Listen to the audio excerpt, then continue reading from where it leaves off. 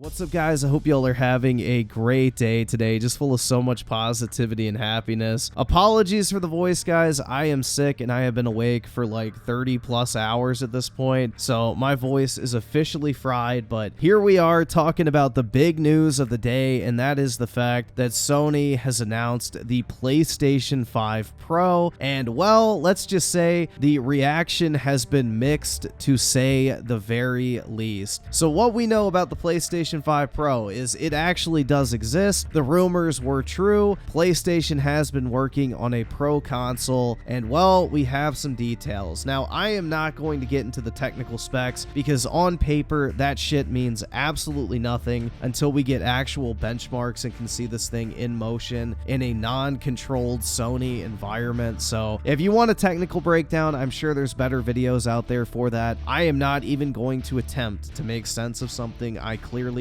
do not understand. But what we do know is that the PlayStation 5 Pro will be available for sale on November 7th, and pre-orders will go live on September 26th for $699 for an all-digital PlayStation 5 Pro. There will be no disc drive version of this console. Now, there is a caveat to this. You will be able to purchase the disc drive add-on that's available for the PlayStation 5 Slim Digital Edition for $80, and on top of that, you will also need to shell out an extra $30 for the PlayStation 5 digital side stand in order to stand this console up on its side. So overall, man, this console is coming in just shy of $900 when you add all that stuff up and add in tax as well. So this is not a cheap console by any stretch of the imagination. I think it's very safe to say this is probably the most expensive console in modern standards. Like, I don't really think anything even comes close. The Series X, like 2 terabyte version, is $600 for a Series X that was selling for $350 last Christmas. So that was already pretty ridiculous, but PlayStation has one-upped Xbox. Now, I do think the price is not going to be a problem for Sony. I know a lot of people are very upset over it. I know a lot of people are pretending to be upset over it who had no intention of buying it in the first place, and then there are also people who are genuinely disappointed because they did want a PlayStation 5 Pro, and now it's kind of out of their price range, which I think that is very fair to be disappointed in that regard. But for the most part, I really don't think this is going to be a problem when the console hits the market, because there's a number of factors at play here. If you rewind time back to 2020, when the PlayStation 5 came out, it was a $500 console that was routinely selling for over $1,000 on eBay in quantities that numbered in the millions. So Sony probably figures they can come out the gate with a very high MSRP, and then once sales volume starts to slow down after the initial launch, they can start either bundling games with it or slowly drop the price to drive more sales towards it, because it's much easier and much more consumer friendly to drop the price on a product than it is to raise it after the fact. So Sony probably figures they can cash in on a lot of these early sales and absorb a lot of the profit margin that the secondary market would have gotten instead of them during the initial launch of the console. So I think that's the reason why they're targeting this $700 price point and not including any of the accessories. I mean, Sony has basically become the Apple of gaming when it comes to console accessories at this point, where they literally don't even give you the essentials like a fucking stand to put your console upright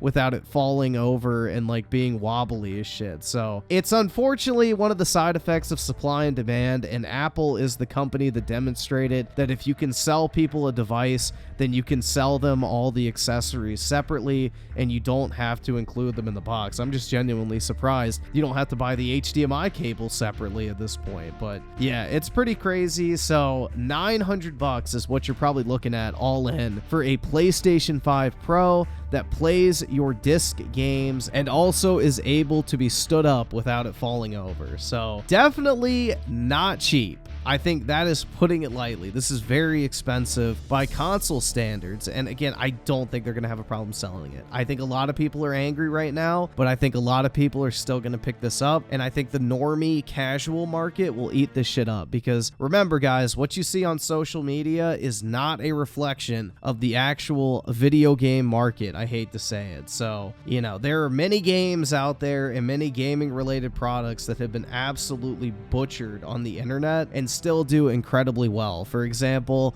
Madden, NBA 2K, Call of Duty, all of these games every single year get crucified by the online gaming community, but still continue to sell tens of millions of copies and make billions of dollars every single year. And I think the PS5 Pro is going to fall in that category where it's going to be the popular thing to shit on, but in all honesty, people are still going to buy it. We saw a similar scenario with the PlayStation Portal, which everybody was shitting on that, and the thing still sold out and was reselling for over $350 initially at launch. So I don't think PlayStation is going to have a problem selling out on this PS5 Pro, especially if they're able to do some more marketing and demonstrate the difference. Now, the differences that we did observe during the live stream event are not major, I would say, but I did think they were pretty significant, especially in the case of the Spider-Man 2 demo and the Last of Us 2 demo. Those two games looked night and day side by side. Like, the clarity of the PlayStation 5 Pro version was just on a different level compared to the PS5 fidelity mode, and I think if they can put out more comparisons like that, get it in front of enough eyes, I think the price differential between the PS5 and the PS5 Pro can be very easily justified to most average consumers who would be interested in this type of product in the first place, because an important thing to remember is the Pro models are not really meant for mass appeal. They're meant for the very hardcore performance enthusiast, you know, I want to have the best and latest technology types. It is not meant for little Timmy to go and play Fortnite, or for someone who just wants to play video games casually every once in a while. This is for like the power user. It's for people who don't really give a shit about the cost of something, because gaming is a luxury product and luxury products cost money. So a lot of people are genuinely just not going to give a shit about this when it comes to the price, and they're going to go out there and purchase it anyway. So I do not see a world where this thing does not sell well